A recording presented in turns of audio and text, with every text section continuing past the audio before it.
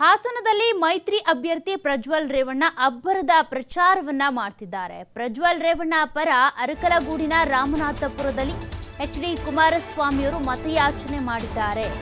ಪ್ರಜ್ವಲ್ ರೇವಣ್ಣ ಪರವಾಗಿ ಮತಯಾಚನೆಯಲ್ಲಿ ಜೆಡಿಎಸ್ ಹಾಗೂ ಬಿಜೆಪಿ ನಾಯಕರು ಕೂಡ ಭಾಗಿಯಾಗಿ ತಮ್ಮ ಒಗ್ಗಟ್ಟನ್ನ ಪ್ರದರ್ಶನ ಮಾಡ್ತಾ ಇದ್ದಾರೆ. ಎಚ್.ಡಿ. ಕುಮಾರಸ್ವಾಮಿ ಅವರು ಕೂಡ ಮತಯಾಚನೆಗೆ ಇಳಿದಿದ್ದಾರೆ. ಅರಕಲಗೂಡು ಶಾಸಕ ಎ ಮಂಜು ಅವರನ್ನ ಹಾಡಿ ಹೊಗಳಿದ್ದಾರೆ ಪ್ರಜ್ವಲ್ ರೇವಣ್ಣ. ಮಂಜಣ್ಣ ಒಬ್ಬ ತಂದೆ ಸ್ಥಾನದಲ್ಲಿ ನಿಂತು ನನ್ನ ಚುನಾವಣೆಗಾಗಿ ಶ್ರಮಿಸಿದ್ದಾರೆ. ಕೊನೆ ಉಸಿರು ಇರೋ ತನಕ ಮಂಜಣ್ಣ ಅವರ ಮಾರ್ಗದರ್ಶನದಲ್ಲೇ ಚುನಾವಣೆ ಎದುರಿಸ್ತೀನಿ.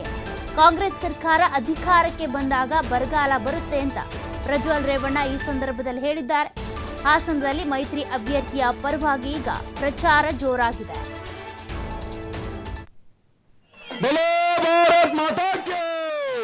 ಎಚ್.ಡಿ. ಕುಮಾರಸ್ವಾಮಿ ಮಂಜು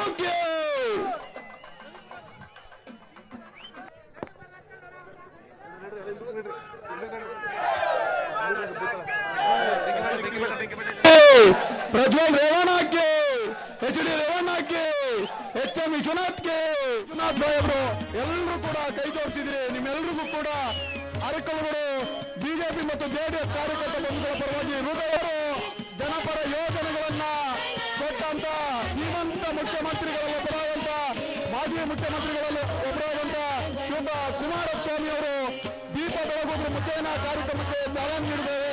ಅವರ ಜೊತೆ ನಿಮ್ಮೆಲ್ಲರ ಜನಪ್ರಿಯ ನಾಯಕರು, ಮಾಜಿ ಸಚಿವರು, ಶಾಸಕರು ಆದಂತ ಮಂಜಣ್ಣ ಸಾಹೇಬರು, ರೇವಣ್ಣ ಸಾಹೇಬರು, ಪ್ರಜ್ವಲ್ ಸಾಹೇಬರು, ಎಚ್.ಎಂ.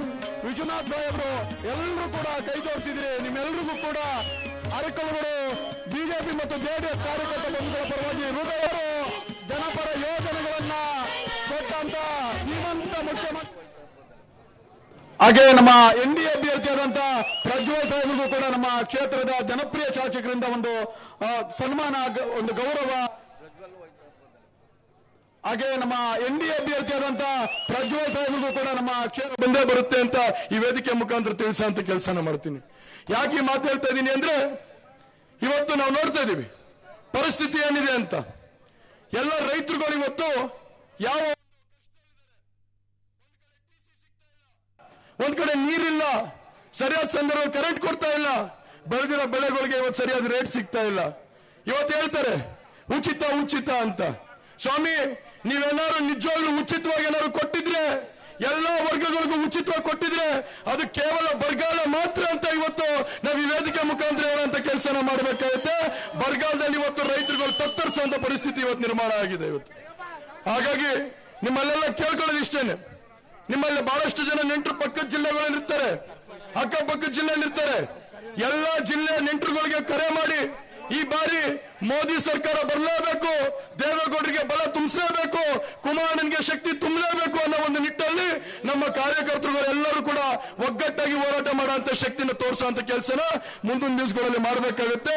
ಹಾಗಾಗಿ ನಿಮ್ಮಲ್ಲೆಲ್ಲ ಕಳಕಳಿವಾಗಿ ಮನವಿ ಮಾಡ್ತಾ, ಯಾಕಂದ್ರೆ ಈಗಾಗಲೇ ನಾನು ಇದಾದ ಮೇಲೆ ಮತ್ತೆ ಕಡೂರ್ಗೆ ಹೋಗ್ಬೇಕು. ನಾನೀಗ ಕಡೂರು ಮುಗಿಸ್ಕೊಂಡು ಬಾಳುಪೇಟೆ ಮತ್ತೆ ಇವತ್ತು ಕೆಂಚಮೋಸ್ಕೋಟೆನೂ ಕಾರ್ಯಕ್ರಮ ಇದೆ. ಹಾಗಾಗಿ ನಾನು ಇವತ್ತು ಬೇಗ ತೆರಳಬೇಕಾಗುತ್ತೆ.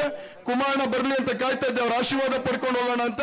ಕುಮಾರಣ್ಣನ ಆಶೀರ್ವಾದದ ಮೇಲೆ, ಮಂಜಣ್ಣವರ ಆಶೀರ್ವಾದದ ಮೇಲೆ, ರೇವಣ್ಣ ಸಾಹೇಬರು, ವಿಶ್ವನಾಥ್ ಅಣ್ಣವರು ಹಾಗೂ ನಮ್ಮ ಎಲ್ಲ ಬಿಜೆಪಿ ಹಾಗೂ ಜೆಡಿಎಸ್ ಮುಖಂಡರುಗಳು ಮತ್ತೆ ನನ್ನ ಪ್ರೀತಿಯ ಇವತ್ತು ಅರಕಲಗೂಡು ಈ ಜನ ಇವತ್ತೇನು ಸುಮಾರು 10,000ಕ್ಕಿಂತ ಹೆಚ್ಚಿನ ಜನ, ಇವತ್ತು 15,000 ಜನ ಹೆಚ್ಚಿನ ಜನಸಂಖ್ಯೆಯಲ್ಲಿ ಇವತ್ತು ಬೆಂಬಲನ ಸೂಚಿಸಕ್ಕೆ, ಒಬ್ಬ ಪ್ರಜ್ವಲ್ ರೇವಣ್ಣಗೆ ಆಶೀರ್ವಾದ ಮಾಡೋದಕ್ಕೆ ನನ್ನ ತಂದೆ ತಾಯಿಂದಿರು ಬಂದಿರಾ.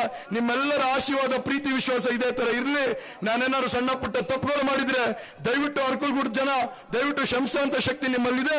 ನೀವೆಲ್ಲರೂ ಕ್ಷಮಿಸಿ ಅಂತ ಹೇಳಿ ಕೈ ಮುಗಿತಾ ನಿಮ್ಮೆಲ್ಲರ ಹೋರಾಟ ಇದೇ ತರ ಇರಲಿ ಅಂತ ಹೇಳಿ ನಾನು ಅದಕ್ಕಿಂತ ಮುಖ್ಯವಾಗಿ ಇನ್ನೊಂದು ಮಾತು ಹೇಳಬೇಕಾಗುತ್ತೆ. ಮೊನ್ನೆ ಒಂದು ವಿಡಿಯೋ ನೋಡ್ತಿದ್ದೆ, ಯಾಕಂದ್ರೆ ಕುಮಾರಣ್ಣನ ಗಮನಕ್ಕೆ ತರಬೇಕಾಗುತ್ತೆ ನಾವು.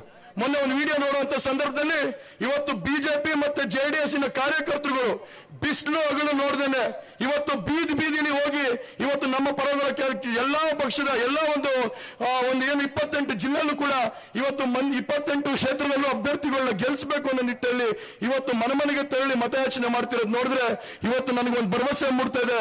ಖಂಡಿತವಾಗ್ಲೂ 28 ಕೂಡ ಇವತ್ತು ಕುಮಾರಣ್ಣ ಮತ್ತು ಯಡಿಯೂರಪ್ಪ ಸಾಹೇಬರ ನೇತೃತ್ವದಲ್ಲಿ ನಾವು ನರೇಂದ್ರ ಮೋದಿ ಅವರಿಗೆ ಎಲ್ಲಾ ಅಭ್ಯರ್ಥಿಗಳನ್ನು ಒಂದೇ ವಿಮಾನದಲ್ಲಿ ಕರ್ಕೊಂಡು ಹೋಗುವಂತ ಕೆಲಸ ನಿಮ್ಮೆಲ್ಲರ ಆಶೀರ್ವಾದದಲ್ಲಿ ಮಾಡ್ತೀನಿ ಅಂತ ಹೇಳಿ ಇವತ್ತು ನಿಮ್ಮೆಲ್ಲರ ಪ್ರೀತಿ ವಿಶ್ವಾಸ ಇದೇ ತರ ಇರಲಿ, ಹಾಗೂ ನಿಮ್ಮೆಲ್ಲರ ಆಶೀರ್ವಾದ ಇದೇ ತರ ಇರಲಿ ಅಂತ ಹೇಳಿ ಏನು ಕ್ರಮ ಸಂಖ್ಯೆ ನಂಬರ್ 2 ತನೆ ಹೊತ್ತ ಮಹಿಳೆ ಚಿಹ್ನೆಗೆ ಗುರುತನ್ನ ಮತಕ್ಕೆ ಏನು ಓಟ್ ಹಾಕುವಂತ ಕೆಲಸನ 26ನೇ ತಾರೀಕು ನೀವೆಲ್ಲರೂ ಮಾಡ್ತೀರಾ, ಅದು ಆಶೀರ್ವಾದದ ಮುಖಾಂತರ ಮಾಡಿ ಅಂತ ಹೇಳಿ ನಿಮ್ಮೆಲ್ಲರಿಗೂ ಮನವಿ ಮಾಡ್ತಾ 2 ಮಾತು ಮುಗಿಸ್ತೀನಿ.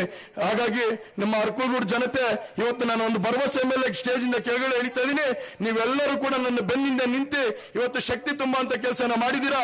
ಆ ಒಂದು ಶಕ್ತಿನ ಇಡೀ ಜಿಲ್ಲೆಯಲ್ಲಿ ನಾನು ಮತ್ತೊಮ್ಮೆ ಒಂದು ಪುನರ್ಯೋಚನೆಯಲ್ಲಿ ಒಂದು ಶಕ್ತಿ ತಗೊಂಡು ಹೋಗುವಂತ ಕೆಲಸನ ಮಾಡ್ತೀನಿ. ಬಿಜೆಪಿ ಮತ್ತು ಜೆಡಿಎಸ್ ಮೈತ್ರಿ, ಆದ್ರೆ ಚಿಹ್ನೆ ಗುರ್ತು ಮಾತ್ರ ತಲೆ ಹೊತ್ತ ಮಹಿಳೆ ಗುರ್ತು. ಯಾಕಂದ್ರೆ ಎರಡು ಕೊಡೋದಕ್ಕಾಗೋದಿಲ್ಲ. ಯಾರೋ ಒಬ್ರು ಕರೆ ಮಾಡಿದ್ರು ನನಗೆ ನಿನ್ನೆ, ಸರ್ 2 ಚಿಹ್ನೆ ಇರ್ತದ ಅಂತ. 2 ಚಿಹ್ನೆ ಇರೋದಿಲ್ಲ, ಒಂದೇ ಚಿಹ್ನೆ, ಅದು ತಲೆ ಹೊತ್ತ ಮಹಿಳೆ ಚಿಹ್ನೆ. ಆದ್ರೆ ಬಿಜೆಪಿಯವರು ಕೂಡ ಮತ ಹಾಕಬೇಕಾದ್ರೆ ಅದು ಮೋದಿಗೆ ಹೋಗುತ್ತೆ ಅನ್ನೋ ಒಂದು ಮತನ ಮೋದಿಗೆ ಹೋಗುತ್ತೆ ಅನ್ನೋದನ್ನ ಈ ಸ್ಪಷ್ಟನೆ ಮಾಡ್ತೀನಿ. ಜೆಡಿಎಸ್ ಅವರು ಮತ ಹಾಕಬೇಕಾದ್ರೆ ಅದು ಕುಮಾರಣ್ಣಂಗೆ ದೇವೇಗೌಡರಿಗೆ ಹೋಗುತ್ತೆ ಅನ್ನೋ ಒಂದು ಸ್ಪಷ್ಟನೆ ಮಾಡ್ತೀನಿ. ಒಂದು ಕಡೆ ನಮ್ಗೆ ಮೊದಲು ಒಂದು ಆನೆ ಬಲ ಇತ್ತು, ಏನು ಜೆಡಿಎಸ್ನ ನಮ್ಮ ಮುಖಂಡರು ಕಾರ್ಯಕರ್ತರ ಆನೆ ಬಲ ಇತ್ತು.